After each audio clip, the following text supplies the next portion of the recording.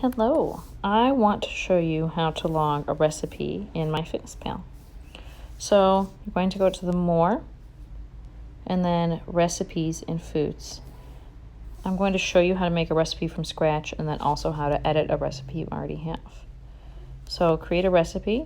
You can post a link from online. I always find that to be very buggy and I personally choose not to do it. I'm just going to make something up. An example recipe. We'll say it serves 4 people.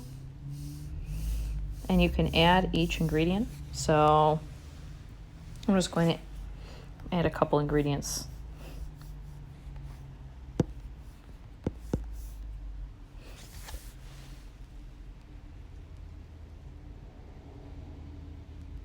So you can see there's quite a wide variety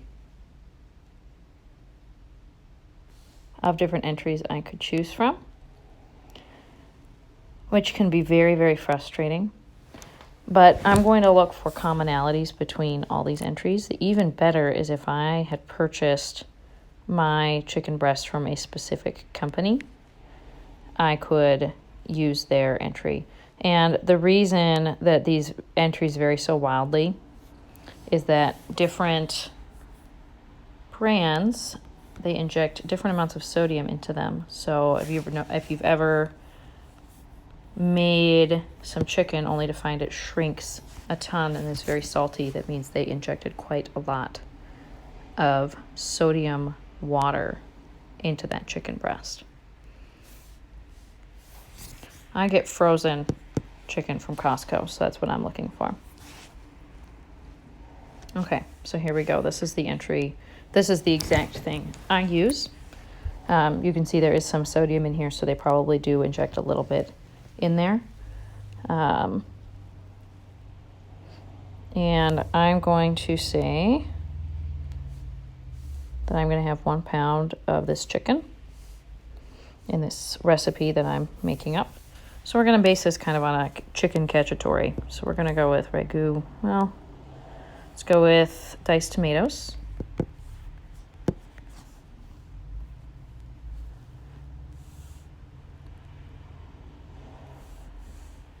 Hunt's brand.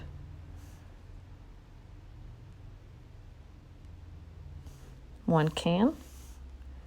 And if I was making this chicken cacciatore, one big thing I would have in here is a lot of spices. But spices, I'll just show you, don't really have calories or macros in them. So I'm not going to worry about adding spices.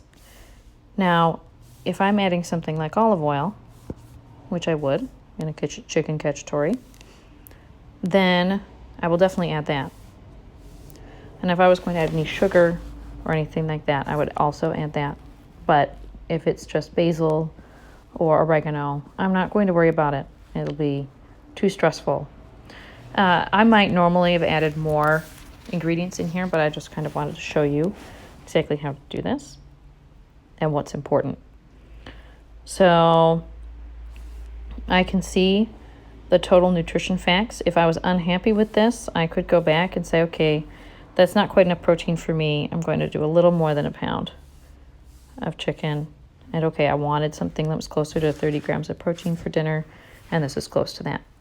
So I can save and log it straight into my day.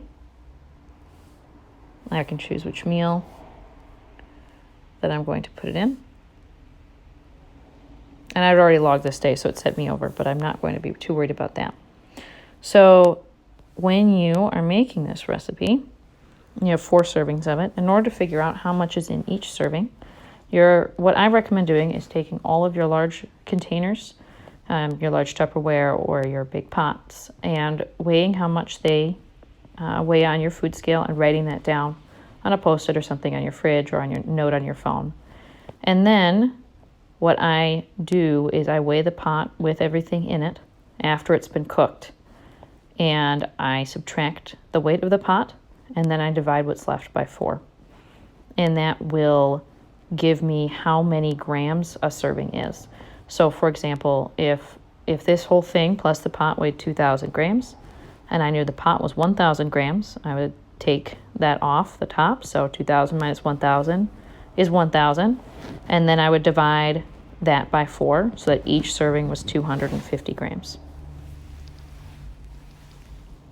If you ever want to edit a recipe, so say I wanted to make this again, but I wanted to add some olives to it because I thought that would be really good. I could do that.